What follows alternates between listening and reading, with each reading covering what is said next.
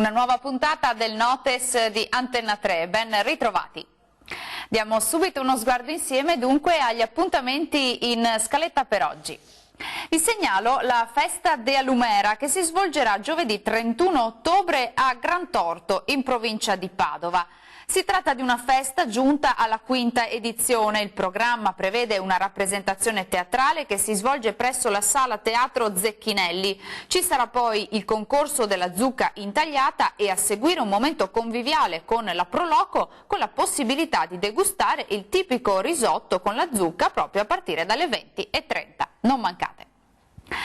Festival Dentro l'Arte 2019, nutrirsi di bellezza. In programma più di 60 eventi, atelier, esperienze e percorsi attivi per bambini, ragazzi e adulti fino al 17 novembre. I luoghi del festival sono teatri, musei, sede di esposizioni e culturali della città di Venezia, con la consapevolezza che il contatto con l'arte ha una straordinaria ricaduta in termini di benessere nei bambini, nei ragazzi ma anche negli adulti.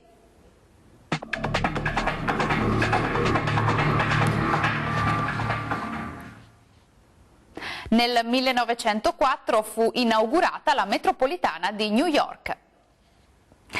Le 150.000 persone che la utilizzarono quel giorno sborsarono un nichelino, 5 centesimi di dollaro, ben lontano dai $2,75 richiesti oggi per una singola corsa. Senza di lei la città più popolosa degli Stati Uniti d'America si fermerebbe. Tra le più estese al mondo è l'unica in assoluto a funzionare 24 ore su 24 per 365 giorni all'anno.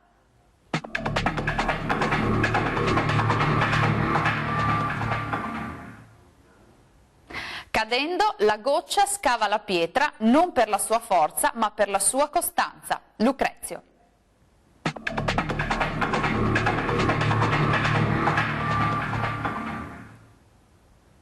La curiosità del territorio di oggi ci porta ad Adria, in provincia di Rovigo. È il secondo comune più popolato della provincia. Le prime tracce di un insediamento nella zona dell'attuale città risalgono, pensate, tra il X e il VI secolo a.C., quando i Veneti costruirono palafitte sul terreno paludoso che all'epoca si affacciava sul mare. Dal Notes di Antenna 3 per ora è tutto, vi do appuntamento alla prossima puntata. Arrivederci!